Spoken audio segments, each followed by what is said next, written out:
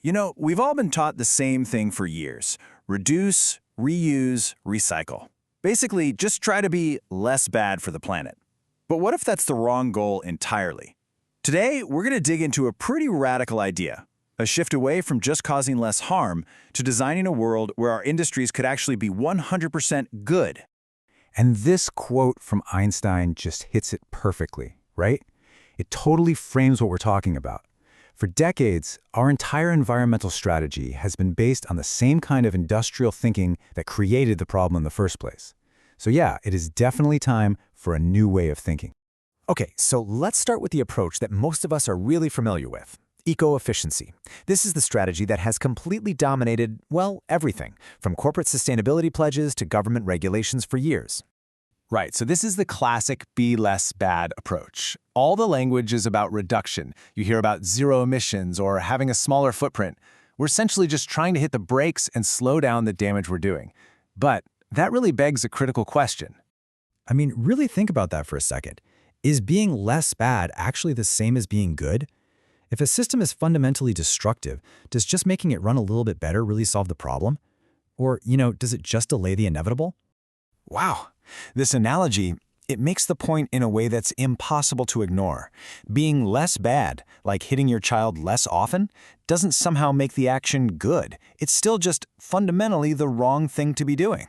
So the goal shouldn't be to perfect a broken model, but to create a totally new one. And this is basically the to-do list for eco-efficiency. It's not about creating anything. It's all about slowing down destruction. It completely accepts the current cradle-to-grave model we have and just tries to make that one-way trip to the landfill, well, a little less damaging along the way. So if less bad isn't the real answer, then what is? Well, this brings us to a radically new goal, being 100% good.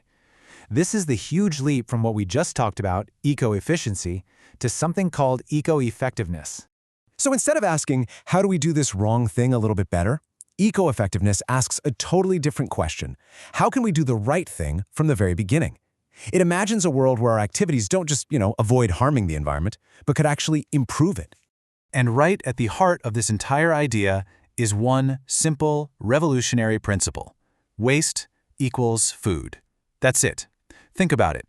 In nature, there is no such thing as garbage.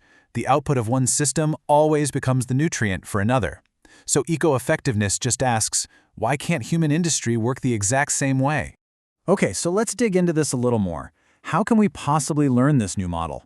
Well, it's pretty simple. We observe the most successful systems on Earth, natural ecosystems. They've been running on these cradle-to-cradle principles for millions of years. To really get this, let's just look at a beautiful example. If you were an eco-efficient industrial engineer, you'd probably look at a cherry tree and see a horribly wasteful and inefficient system. I mean, the tree produces thousands of blossoms, tons of fruit, way more than it needs just to reproduce. Most of it just falls to the ground. By our typical industrial standards, that is incredibly wasteful. But in nature's design, all that abundance isn't waste at all. It's a gift that nourishes insects and animals and the soil and microorganisms. So, you have to ask yourself, is the cherry tree actually inefficient, or is it brilliantly effective at creating a thriving, healthy ecosystem? This one example forces us to completely redefine what we think of as value. It shifts our whole focus from scarcity and efficiency to abundance and regeneration. All right, let's look at another amazing metaphor, but this time for a species with a massive global footprint. A footprint that's actually even larger than our own. Get this. This is wild. If you could somehow weigh all the ants on Earth, their total biomass, their collective weight, would be greater than that of all humans combined. And yet, their massive presence isn't a problem for the planet, not even a little bit. So why is that? It's because, just like the cherry tree, everything they do is part of a regenerative cycle. Their waste is food. Their activity aerates the soil. Everything they build eventually returns safely to the earth. They aren't less bad. They are an absolutely integral, positive, and sustaining force. So how do we actually apply this waste equals food idea in the real world? Well, it starts by designing our products with two totally separate cycles in mind, what the model calls two metabolisms. Okay, so on one side, you have the biological metabolism. These are materials, think natural fibers, like a cotton t-shirt, that can be safely returned to the soil to decompose and literally become food for plants and animals. Then on the other side, you have the technical metabolism. These are industrial materials, like high-quality plastics and metals that are specifically designed to be upcycled, not downcycled. They stay in a closed loop, becoming the raw material for the next generation of products without ever losing quality. Now this new way of thinking lets us completely redefine something we've been taught to fear for a long time: growth. For decades, many of us have been told that industrial growth is kind of like a cancer, and that the only solution is to shrink our footprint. But what if the problem isn't growth itself? You see, the problem isn't the growth. It's the destructive design of our current growth. If we design things effectively, like the cherry tree or the ant, then growth can actually be a great thing.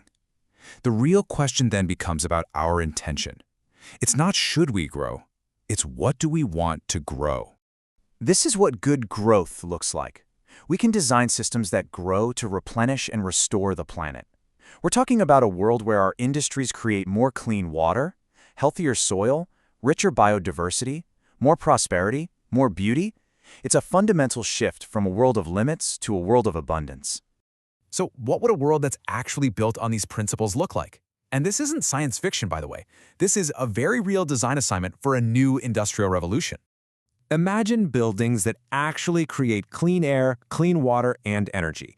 Imagine factories whose only water outlet is pure enough to drink. Imagine products that, when you're done with them, can either be tossed in your garden to become soil or returned to the manufacturer to become a brand new high-quality product.